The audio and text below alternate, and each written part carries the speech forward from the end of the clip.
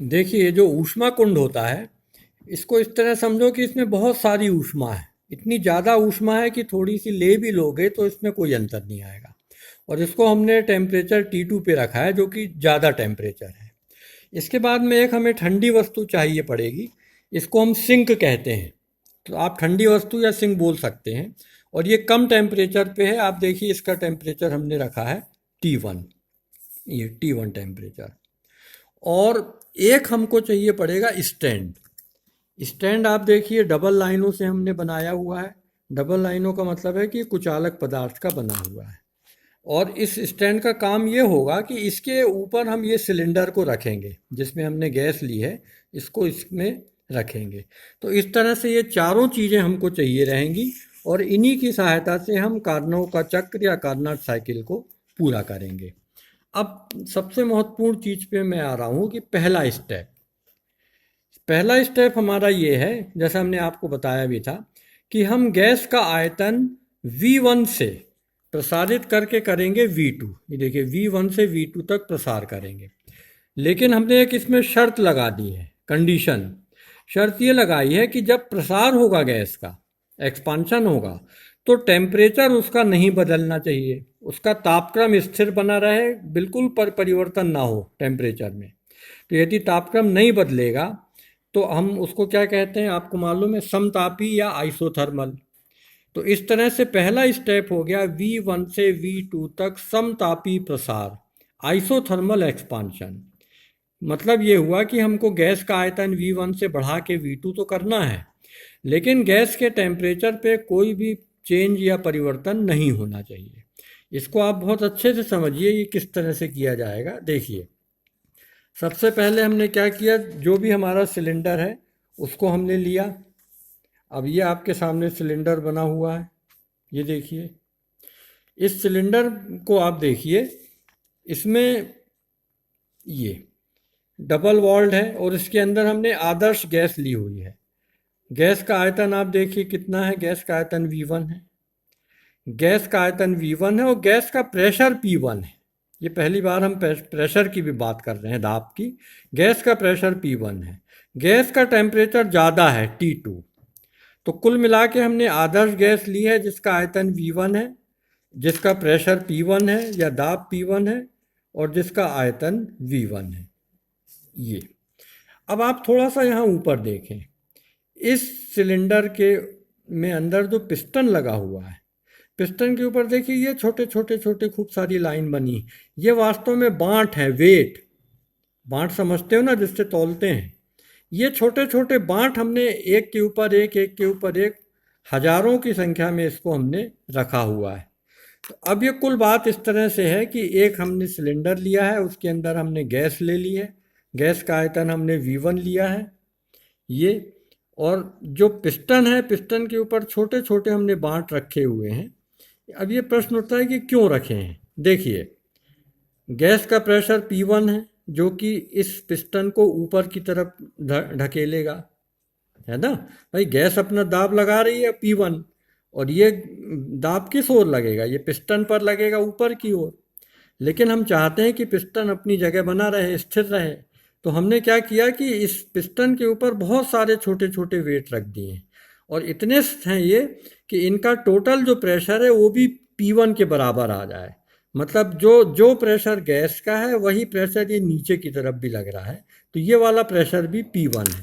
तो इसको भी हमने लिखा नहीं था, तो आप इसको समझ लीजिए कि ये प्रेशर P1 है गैस का, पिस्टन का। तो इसको ये हमने यहाँ P1 लिख दिया। अब देखिए आप, गैस का प्रेशर P1 और ऊपर से जो अगेंस्ट प्रेशर लग रहा है नीचे की तरफ, वो भी P1 है। दोनों प्रेशर बराबर हो गए, तो पिस्टन अब ना ऊपर जाएगा ना नीचे जाएगा। अब हम क्या करते हैं, सबसे महत्वपूर्ण, इस पूरे सिलेंडर को हम ऊष्मा कुंड के ऊपर रख रहे हैं। ये देखिए, थोड़ा सा दूर से हम दिखा रहे हैं आपको। ये ऊष्मा कुंड है टेम्परेचर T2 पर, और इसके ऊपर ये सिलेंडर रखा हुआ है, इसका भी टेम्परेचर T2 है। सिलेंडर में गैस भरी है, इसका आयतन V1 है। गैस का प्रेशर P1 है। और बड़ी संख्या में छोटे छोटे जो वेट हैं या बांट हैं ये हमने रखे हुए हैं, इनका प्रेशर भी टोटल P1 है। अब हम इसको शुरू करते हैं।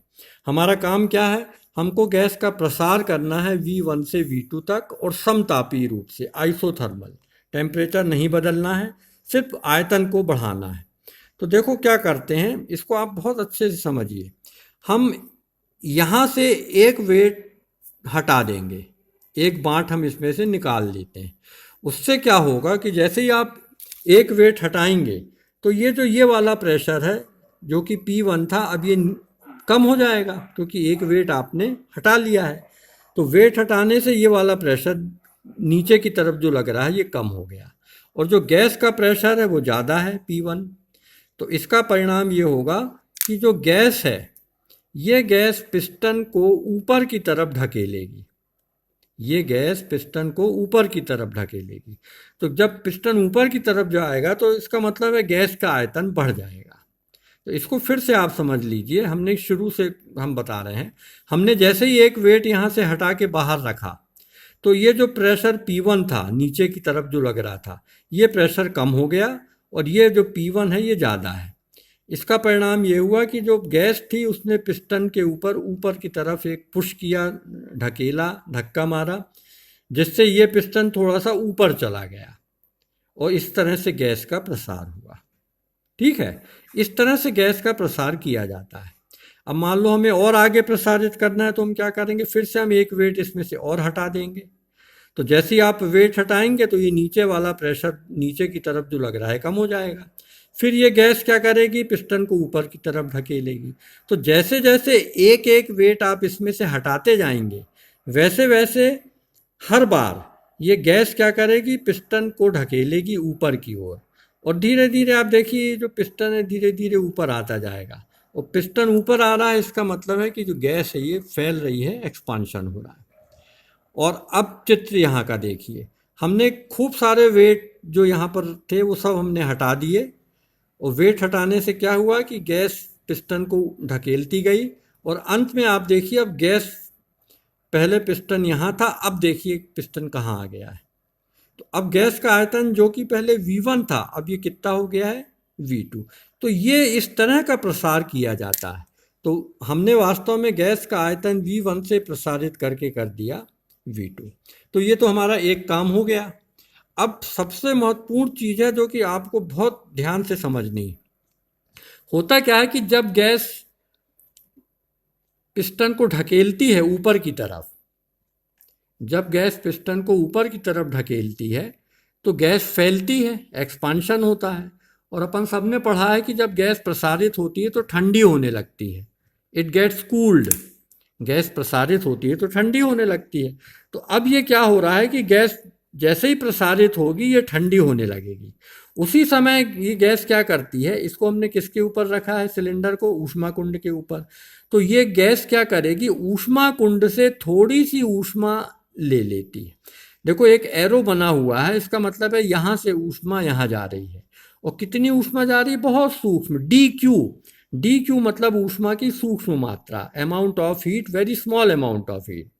तो अब देखो पूरी क्रियाविधि आपको समझना है। जैसे ही हमने यहाँ से पिस्टन वेट हटाया, ये वाला जो दाब था ये कम हो गया, गैस ने क्या किया, पिस्टन को ऊपर की तरफ ढकेला, गैस का प्रसार हुआ। और जैसे ही गैस का प्रसार हुआ ये गैस ठंडी होने लगी। ये देखिए ध्यान से, ये गैस ठंडी होने लगेगी, और जब ये गैस ठंडी होने लगेगी तो ये इस जो ऊष्मा कुंड है इससे थोड़ी सी ऊष्मा ले लेगी। तो ये जो पहला एरो है, बाकी आप सब एरो आप भूल जाइए थोड़ी देर, पहला एरो है ये बता रहा है कि गैस थोड़ी सी ऊष्मा को ले रही है। तो ये इस तरह से प्रसार हुआ। फिर हमने एक वेट हटाया ऊपर से, फिर गैस ने क्या किया, पिस्टन को ढकेला, प्रसारित हुई, गैस ठंडी होने लगी, और फिर ये क्या करेगी, गैस फिर से यहाँ से ऊष्मा ले लेगी।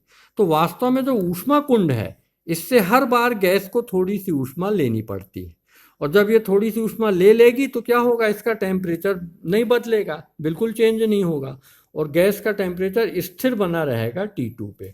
तो आप देखिए कि गैस का टेम्परेचर अभी भी T2 है, और जब पूरा प्रसार हो जाता है तो भी इसका टेम्परेचर T2 है। तो इस तरह से ये गैस का हमने प्रसार किया है। तो इसको हम कहेंगे V1 से V2 तक समतापी प्रसार।